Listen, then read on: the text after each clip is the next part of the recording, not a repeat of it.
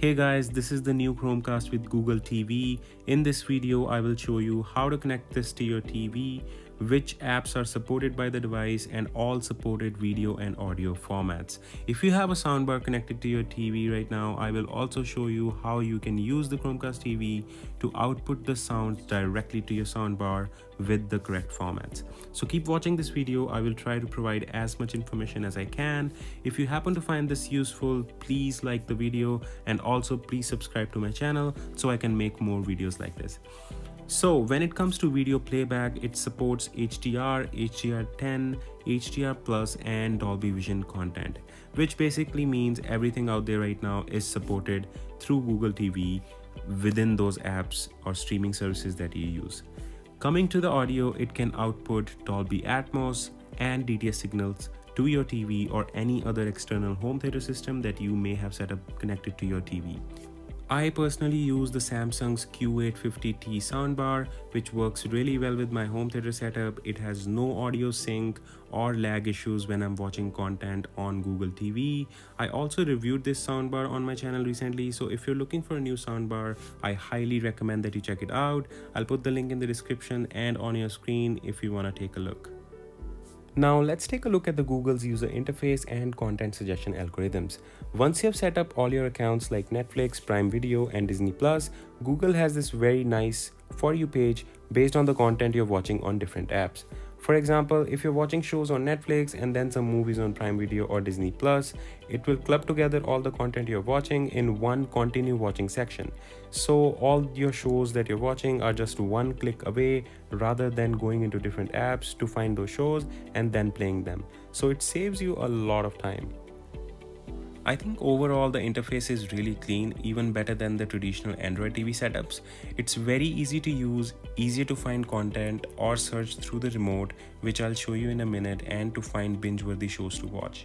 The only caveat here is that Google also includes its own movies and shows that you need to buy from Google TV in order to watch. This could be a good or a bad thing depending on your usage. I personally don't mind it since I like having an option to buy or rent a movie if it's not available on any of the streaming services that I use. So this option can be really handy. You can rent or buy a movie at a certain price from Google and it goes directly to your Google account. Let me show you an example of how this works. So I added some of the movies that I liked to my watch list. Now these movies will appear in my library, but one of the movie is not available in any of the streaming services that I use, so it will give me some options to either rent it or to buy it. Once you decide to buy the movie, it will give you a couple options for the resolution. This one here is only available in 4K, so you can only get it in 4K. But I've seen some movies that are available in Full HD, which are a little bit cheaper priced. Let me show you how I have set up the Google TV. Trust me, it's a very simple process. All you gotta do is get the Google TV out of the box and then plug it right behind your TV in one of the HDMI ports. Make sure that if you have an ARC port available on your TV, do not plug this into your ARC port because that port is specifically for your home theater setup. You need to plug this into any other HDMI port and you're good to go. And then there's a general setup. You set up your account and sync through the Google Home app. Now let's take a look at the remote. This remote is very sleek and tiny. If you're like me and you lose your remote all the time, then this remote is not going to help you either. Trust me, I have lost it more times than I could count, but it has some really cool features that I'm going to show you in a minute. It comes in different colors like blue, pink, and white. I chose white personally so I could easily find it over my gray couch, but you can go for other options as well. The volume buttons are placed on the side, which I like, and this round thing on the remote helps you navigate through the Google TV interface. So now let me show you some of the commands that I use daily using the Google Assistant button, that black button on the remote. Let me show you how that works. So for example, you can say something like, what should I watch? And it will bring you a couple of movies based on the content that you have been watching.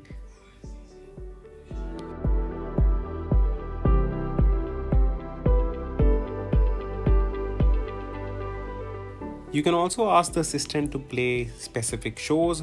Like here, I'm asking the assistant to play The Office on Netflix.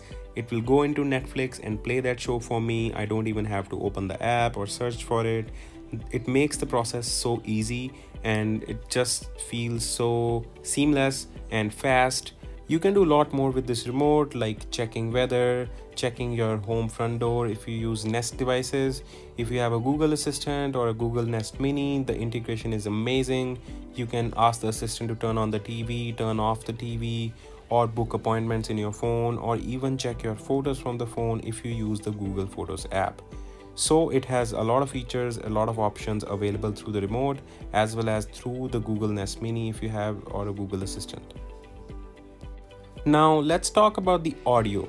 So the audio format is very important. If you're using Google TV, it supports Dolby Atmos movies, which is amazing. So you can search for Dolby Atmos movies and it'll give you some popular options which are available on Netflix or Prime Video. Here it's giving me some of the options and I'm going to show you how you can identify those movies and where you can find those movies. So in Netflix, there are a couple of movies that support that format, and Google knows that which formats are supported with which movies inside those apps. So right now I'm gonna play or find a movie, for example Extraction, and that movie is supported Dolby Atmos. So once you play that movie through Google TV, your soundbar, which is connected through the ARC port to your TV, automatically detects the signal. If you can see on the screen, my soundbar will display Dolby Atmos, which means that it has detected the signal, and now we are ready to play content on its full glory with all the details, no lags or sync issues. It's just amazing. Now let's talk about games. Can you play games on Google TV? And the answer is yes, absolutely yes. You can find some games on the Play Store and you can play them, as long as you have a gaming controller on hand, which means you should have a Bluetooth gaming controller. It could be any controller, and then you can connect it to your Google TV and then you can find and play games. Although I must say games are not that great. I tried a couple of them and I did not like them. Maybe I'm a heavy PS4 user, that's why, but as long as you have a gamepad, you can connect to it and play games if you want.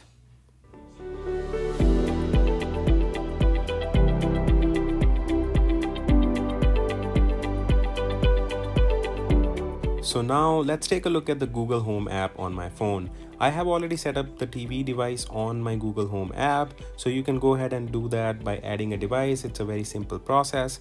Once you have done that, the TV will show up on your Google Home app. You can open it up, control the TV volume, turn it on, turn it off, whatever you want to do. It's very easy to control through the Google Home app. There are a couple other options once you have added the device. For example, if you're listening to music on your mobile device, then you can cast that music to your TV using the Google Home app.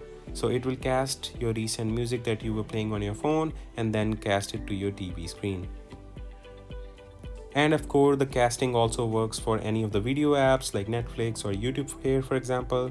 So the cast icon will appear once you have set up your TV device, and if you click on it, you will see a couple of options pop up on the bottom of your screen, and then you can choose TV from there, which will then cast your video to your TV. So should you buy this Chromecast with Google TV? Well, it depends. If your current smart home integrations are based on Amazon Assistant, then buying a Google Chromecast would not make a lot of sense because it would not support many of its integrations. But if you have a Google Assistant or a Google Nest Mini already in your smart home setup, then this will make a lot of sense and it will be easier for you to integrate this in your current home setup. The support for all the high-end audio and video formats like Dolby Vision and Dolby Atmos makes it a no-brainer for anyone who's looking to upgrade their current TV setup. So if your current TV does not support any kind of Android experience or does not support these formats, it's highly recommended that you take a look at this Google TV device. Alright guys, if you have reached this far in the video, I really appreciate it. Thanks for watching. I'm curious as to which device are you using currently on your TV. Is it the Amazon's Fire Stick or the Roku TV or a regular Android TV? Please let me know in the comments below. Thanks again for watching, and if you find this content useful, please like this video and subscribe to my channel so I can keep making more videos like this. Thanks again and see you in the next one.